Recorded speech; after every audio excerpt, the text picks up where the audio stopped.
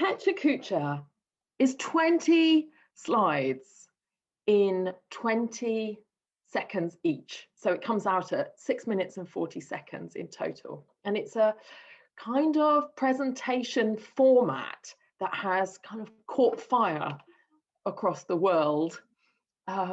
Sometimes it's used in arts contexts. Sometimes it's used in corporate settings. And sometimes it's used a little bit more. We're seeing it in academia as well. Some of you might have seen them or made them already. It basically started in 2003 by a Japanese architecture firm called Klein Ditham.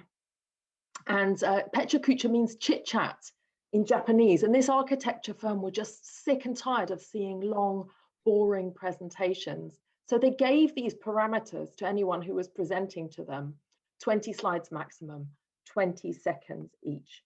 And now it's like a global phenomenon. I mean, the 20th of February is International Pecha Kucha Day. There are happenings and sessions and festivals all over the place. And so the reasons we think it's interesting to you guys from an academic point of view is that it's a very accessible and entertaining way of presenting your work. It's a kind of performance. Sometimes when it's at its best, it's vibrant, it's engaging. Sometimes it's funny even, and it's very exportable. There will be other people hosting Pecha Kucha events that you could take part in. So there will be stages and platforms that you could show your interests on. And it's also ideal for social media to have short presentations that are recordable.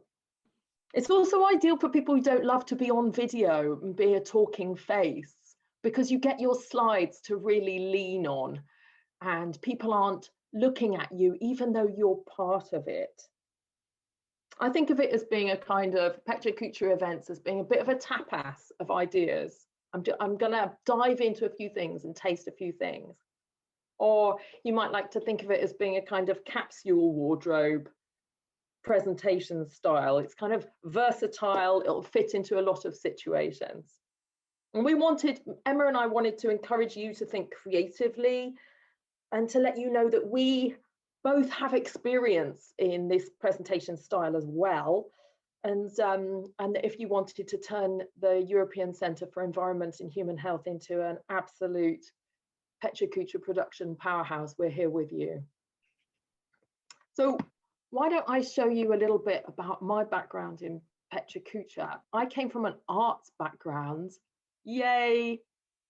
This is me performing a theatre show that I made that originated in Pecha Kucha, because I started going to these kind of performance art evenings that were run at Arts Admin, Toynbee Studios in London, and were hosted by a guy called David Gale.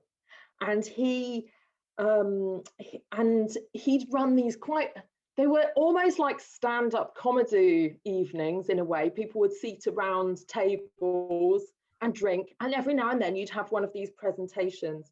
And I started to create them.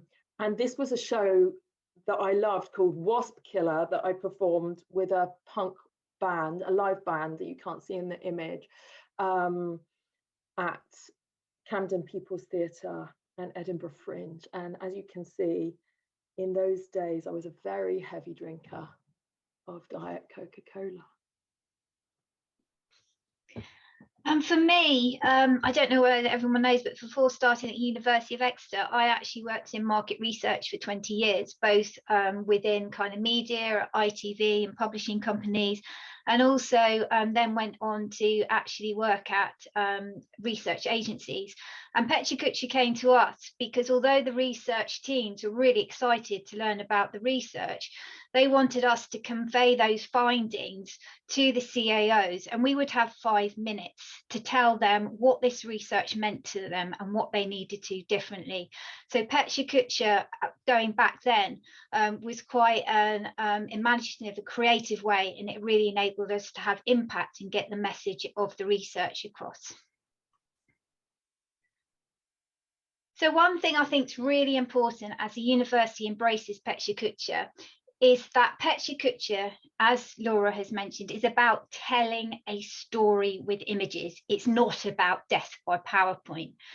So I think it's really important not to reduce your existing PowerPoint presentation to fit within the kind of framework of the Pecha Kucha philosophy, but finding the story in your topic. You need to make your topic concise and straightforward using just a few main points and keeping those slide text to a minimum.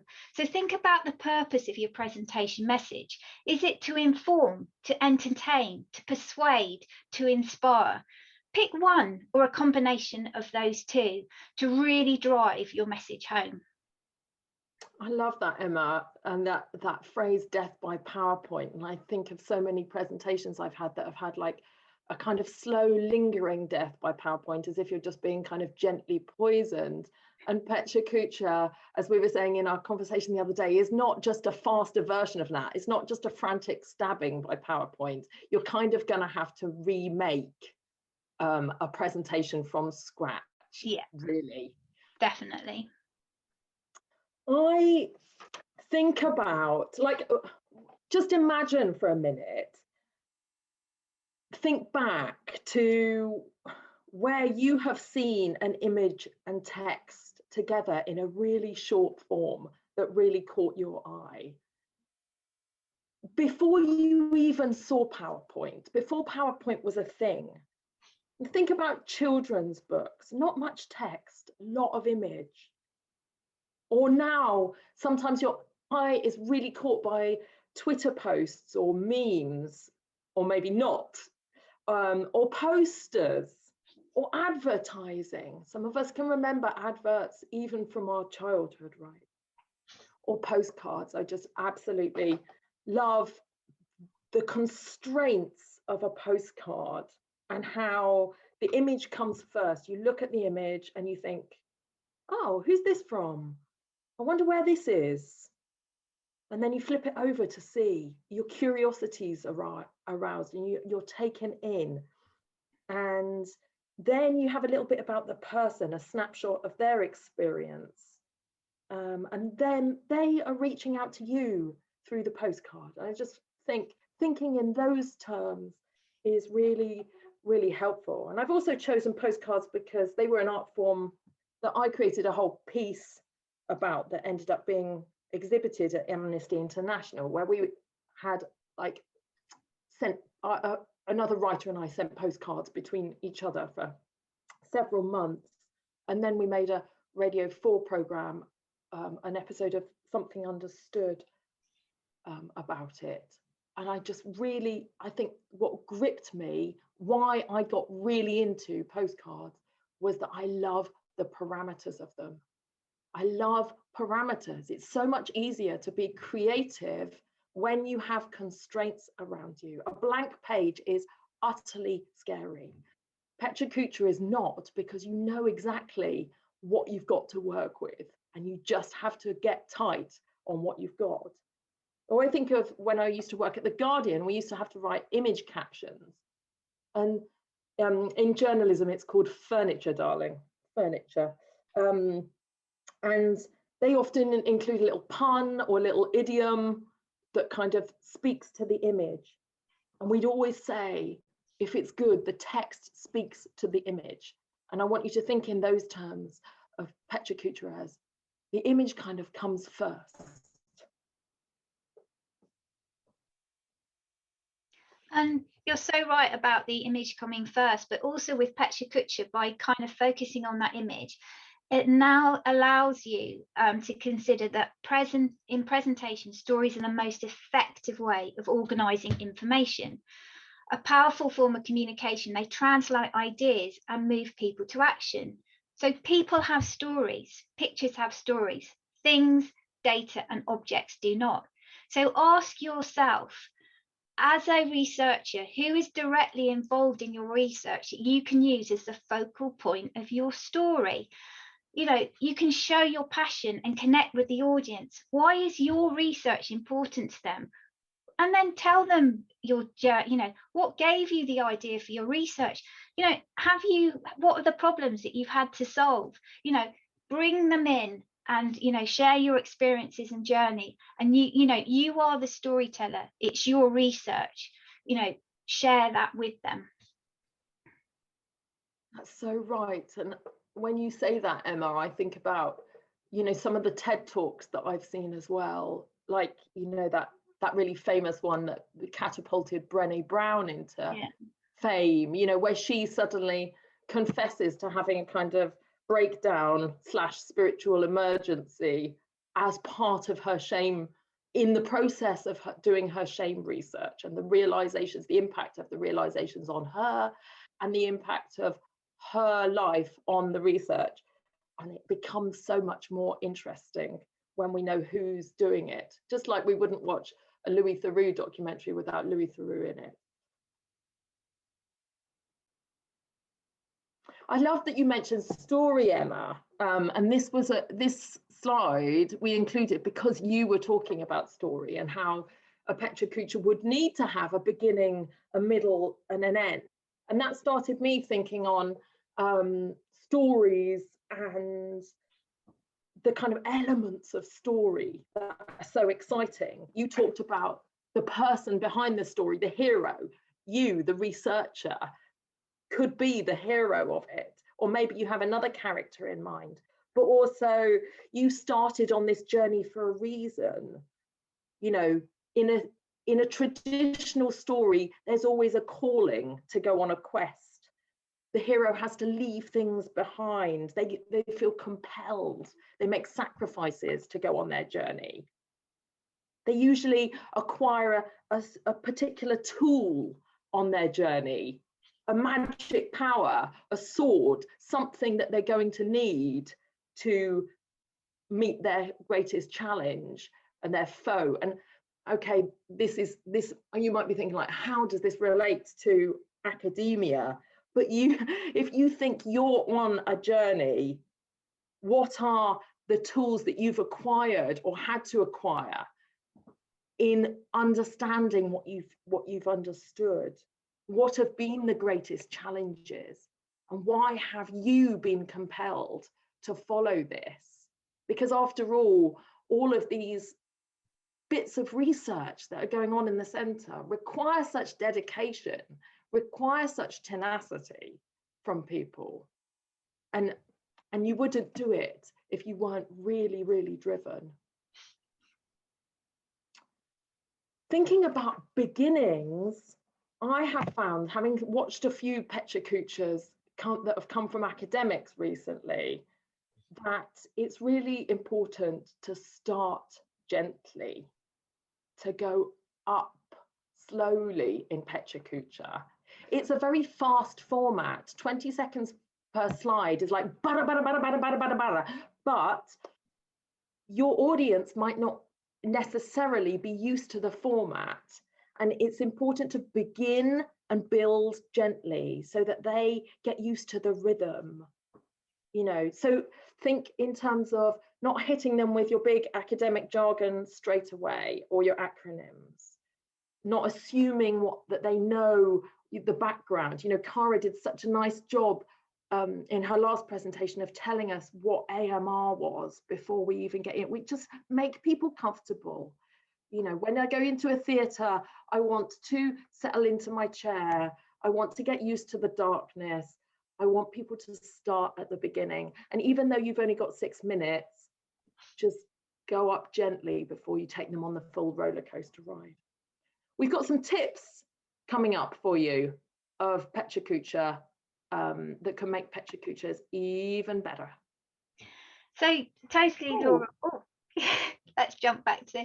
So this was in our discussions, and actually, Laura, you brought this up when you were kind of reading to your children, and we've been talking about Pecha Kucha, and I'm sure we all know about Mog the cat, but I think this really is a great illustration of how your story and image should talk to each other, but don't necessarily have to say the same thing at the same time. So it's an opportunity to optimize both to get your message across.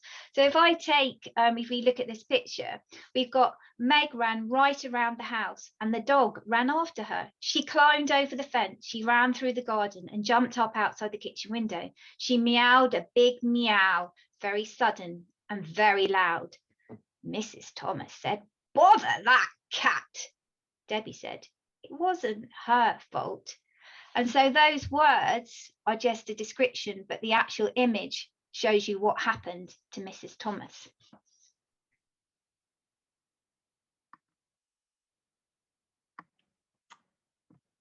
Do you love having a clear out? Because I think getting rid of a lot of information, so you've only got the things that you really, really want, can be so liberating. It can feel great. You've got space then to see what's there. And only the things that count and that you really love are left behind. It might be a cliche, but to think of that quote by Michelangelo about carving David, when he said, "David was always there in the marble. I just took away everything that was not David." That editing process just gets savage with Pecha Kucha, but it's also really exciting to just let stuff go and only have a bit left. And it doesn't always mean dumbing it down, because you're just giving people a taste of it. And Laura, you're so right. And I think whether you're doing a Pecha Kucha or even whether you're just doing a normal presentation, one of the things I've learned along the way, and is the thing I always take out, is, does your presentation pass the so what test? People won't remember what you said. They'll remember how you made them feel. So when you speak about how you might be able to solve their problems or meet their challenges, audiences will feel like you are trying to help them, and that's how you pass the so what test. So when thinking which slides to include, going back to Laura's, having a good clear out, think of the phrase when you're looking at each say, so what does this mean to the audience? What can they take away from this? And this allows you to explain what your research is doing in terms that are relevant to the audience. And I did in my research days with the stats team, I was just saying, I used to go through and say, so what does this mean? What can I do differently from that? And it helps you bring your presentation slides down. I love that penguin. Just totally not, he's like totally riffing, and the others are like, what? Oh, what am I doing with my slides? I love a bit of that slide shenanigans. So, oh, will that stop happening? This image is a metaphor that Ishmael came up with to talk about system dynamics. And I think it's a great example of how you could use an image to be a metaphor for what you're talking about and not necessarily explain what you're talking about. So it's lovely to have infographics or, diagrams, but also the images that you use to explain research don't have to be that.